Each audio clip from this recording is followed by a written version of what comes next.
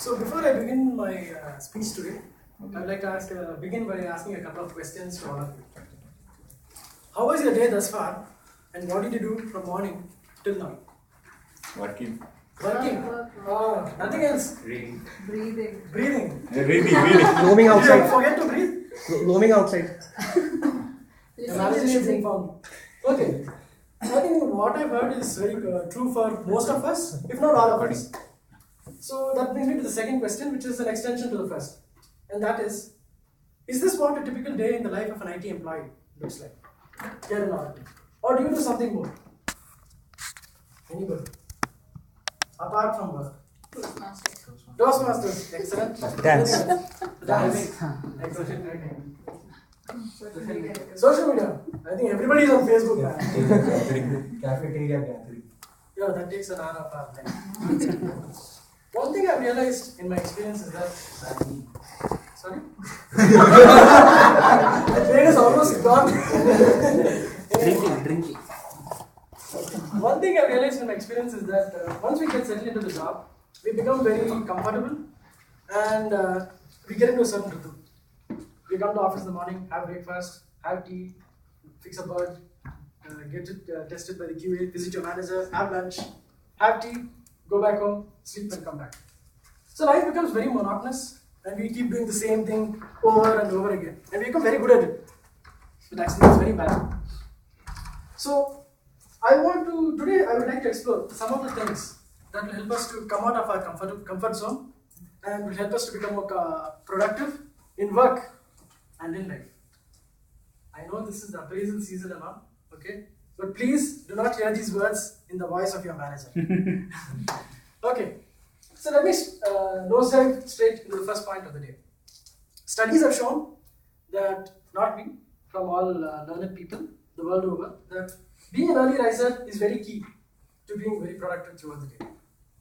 It's not my words, but the great philosopher Aristotle, he once said, "It is well to be up before daybreak, for by these habits contribute to health, wealth, and wisdom." This is a very huge topic in itself, and I'm not going to list umpteen advantages of getting up early. But the crux of the matter is, imagine you're coming in the office at about 9 o'clock in the morning. In India, nobody will be there in the office. So the advantage of that is, you come to office, you have peace and quiet, you sit down at your desk, and you're fresh, and you can do the most difficult or the most crucial part of your work in the morning.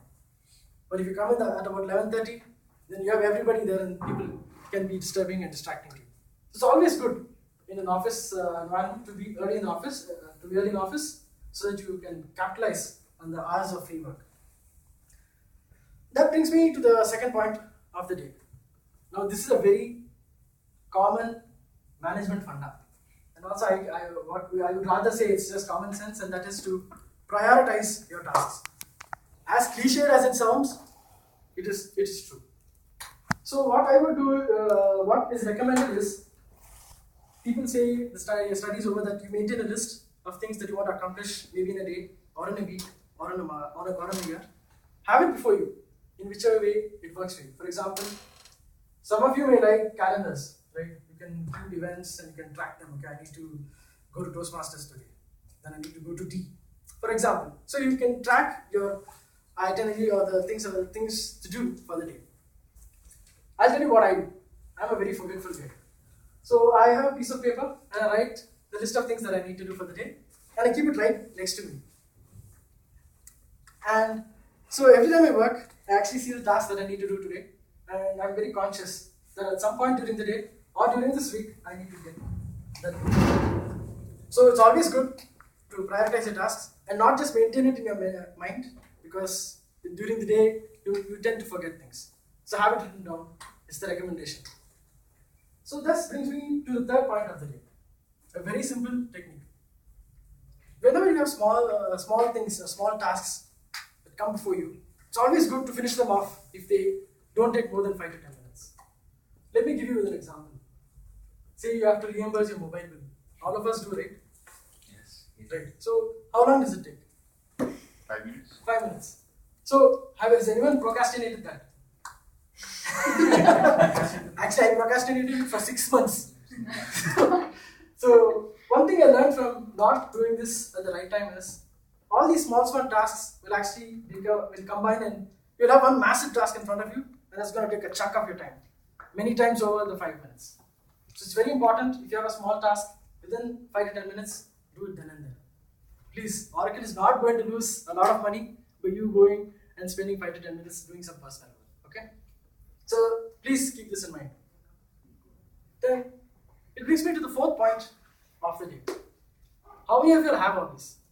What? Have hobbies. Okay. How many of you actively pursue your hobbies? Oh my god, almost half the class. Anyway, so I'll tell you one of the advantages of having hobbies. Not only it helps in all-round development, and one thing you should realize is hobbies actually help you to become a better manager of your time. A very simple explanation is, say you have a guitar class in the evening at 7 o'clock. So that would mean that you need to leave office by 6. It should mean that you have to finish all the work that you have by 6 o'clock. So the most obvious thing to do is to come to the office early and do your stuff. But in the event that you come late, you'll have to work twice as hard, take your brains more, okay, put the pedal to the metal, and get the work done. So having a hobby helps you to become a better manager of your time. And why this is important in a corporate life is it helps you as you rise in the corporate ladder.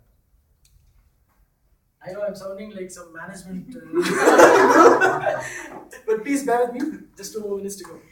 So this brings me to the final point. I think this may not have been discussed, or you may not have heard of this, but this is my own personal belief, is that you should learn something every week. You write something, say you want to learn a new language, say Python, or you want to become an algorithm, you want to become an expert in algorithms. You do that, have a plan, learn something every week, at least one item. So over the year, you would have learned 52 new things. Maybe it's a language, maybe it's a spoken language, French, anything. For example, dance. Avin and Todi, they are already avid dancers in our very own club, and they actually take time out to pursue their hobbies and actually invest in them. So it's very important to learn something and update our skills every week. So I think it's a lot to digest. So let me recap what we just heard today.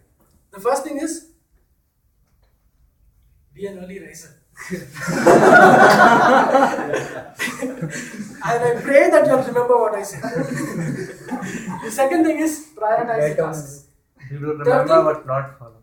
Sorry? We will remember but not follow. But my exhortation is that you do. The third one is to do things immediately if possible. Fourthly, have an hobby. And finally, do those things which will help you. For example, help you in actually becoming a better manager of your time. Michael Jordan, arguably the greatest basketball player in the history of basketball, said, I can accept failure, but I cannot accept not trying.